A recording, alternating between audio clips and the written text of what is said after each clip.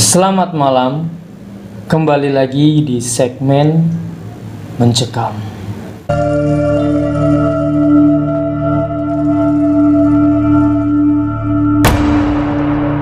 Nah, teman-teman, kali ini tim Jangan Sendirian mendapatkan email lagi dari seseorang yang dia nggak mau disebutin namanya. Judulnya diganggu makhluk halus. Pasti semua orang pasti pernah kan ya diganggu makhluk halus, ataupun itu sekedar suara atau sekedar benda bergerak itu kan pasti kan.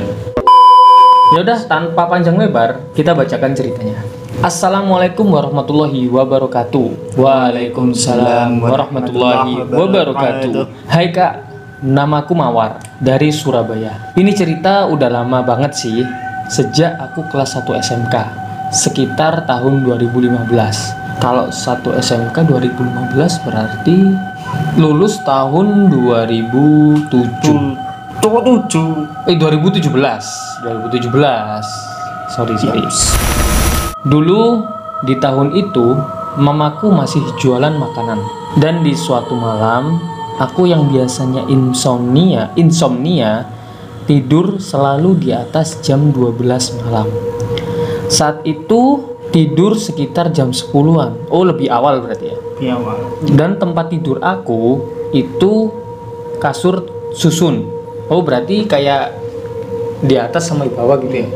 Ini kasur. Oh iya, bener. Gimana yang tidur di kasur bawah itu ayah dan ibuku, dan aku yang di atas. Pas jam 12 malam, tiba-tiba aku bangun karena ngerasain panas banget. Tapi panasnya bukan panas gerah ya, hawa panasnya yang gak biasa. Dan mulai mikir yang aneh-aneh, karena aku lumayan percaya hal-hal yang kayak gitu. Ya udah, akhirnya aku bangunin mama, papaku yang ada di bawah. Aku bilang, aku nggak bisa tidur, hawanya panas. Akhirnya papa aku tidur di depan dan aku tidur di bawah sama mama. Aku kira cuma di situ saja dia gangguin. Ternyata sekitar entah jam 1 malam atau jam 2 malam, barang yang ada di atas meja dekat kasur itu tiba-tiba terlempar jauh. Logikanya kalau kena kaki nggak mungkin terlempar jauh, pasti masih dekat-dekat meja. Dan itu aku sama mama bangun dan takut. Mama bangunin papa sambil teriak-teriak, tapi nggak kenceng-kenceng banget ya. Dan mama cerita. Terus nggak lama mama lega karena lihat papa sholat di sebelah kasur itu. Terus mama kaget karena yang mama lihat papa sholat berlawanan dari arah kiblat. Dan ternyata itu bukan papa. Setelah kejadian itu, kita semua nggak bisa istirahat sampai azan subuh selesai. Dan pas aku sekolah, kakak aku ke rumah setelah diceritain itu semua sama mama, dan bilang katanya itu kiriman buat ganggu keluarga. Karena pada saat itu jualan mama lumayan rame. Dan by the way, kakak aku itu indigo. Indigo sejak lahir. Sekian cerita dari saya. Maaf kalau ceritanya muter-muter. Assalamualaikum warahmatullahi wabarakatuh. Waalaikumsalam warahmatullahi wabarakatuh. Tapi kalau menurutku gimana ya? Apa mamanya nggak notice?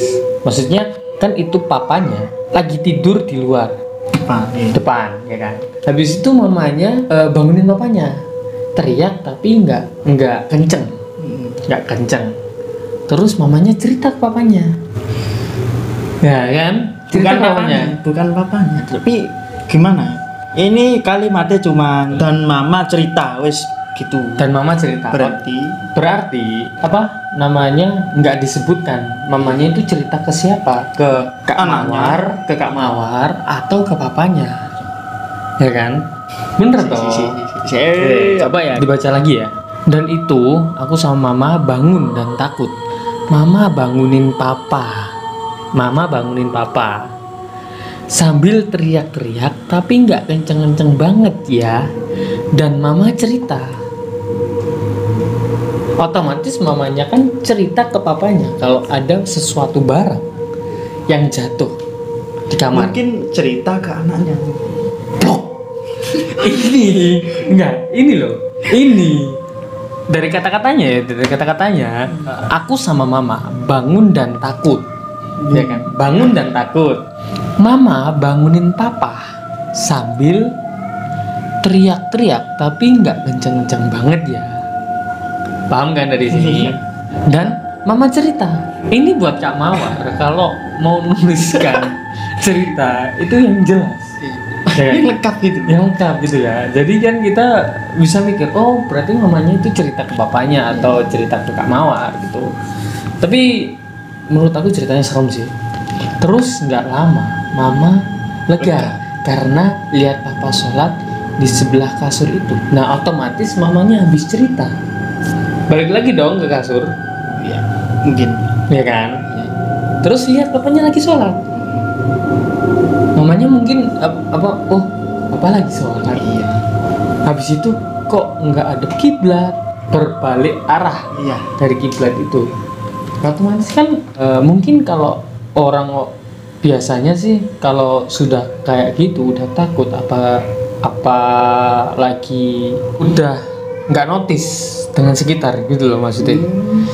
Jadi meskipun apa yang dilihat, oh papa Iya. lagi sholat, tapi setelah dipikir-pikir, kok papa lagi sholat tapi melawan arah kiblat, ya kan? Yang tidur di luar itu siapa? Itu ayahnya. Gak mungkin manusia beragama Islam sholat beralaman gitu. Itu sudah Iya sih. bapak. Nah, iya Bapak. sih, benar. Dan ini kakaknya juga bilang, katanya itu kiriman buat ganggu keluarganya. Jadi mungkin ada orang yang nggak suka atau iseng, ya itu nggak iseng sih, Iya. nggak iseng. Dan itu udah iri dengki, syirik. Ya mungkin dari tetangganya atau orang sekitar yang jualan juga itu mungkin kok rame ya. Gak seperti nggak seperti jualan Kebaikan, saya. iya. Oh sepi itu ya mohon maklumi lah. Jodoh, mati, rezeki itu sudah ada yang ngatur. Iya. Jadi ya kalau semisal Anda menggunakan penglaris, menggunakan seperti yang ganggu orang ini, berarti Anda tidak percaya bahwa kekuatan Allah itu lebih segalanya, ya kan? Syirik kan termasuk. memang Allah lagi menguji Anda Nah, menguji kesabaran dengan Anda. kondisi yang turun. Nah, kondisi ekonomi yang turun. Iya. Gimana sih kesabaran Anda itu? Ini seperti dakwah kita ya. Iya. mantap. Terima kasih buat Kak Mawar yang sudah mengirimkan ceritanya melalui email Jangan Sendirian, dan kita bacakan. Ya, menurut aku sih serem sih ceritanya.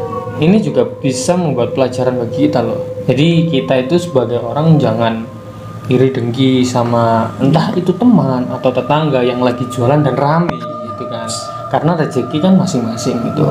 Bagi kalian semua yang pengen mengirimkan cerita kalian atau pengalaman kalian seperti Kak Mawar ini, bisa kirimkan cerita kalian di email jangansendirian1@gmail.com yang gua catet di deskripsi.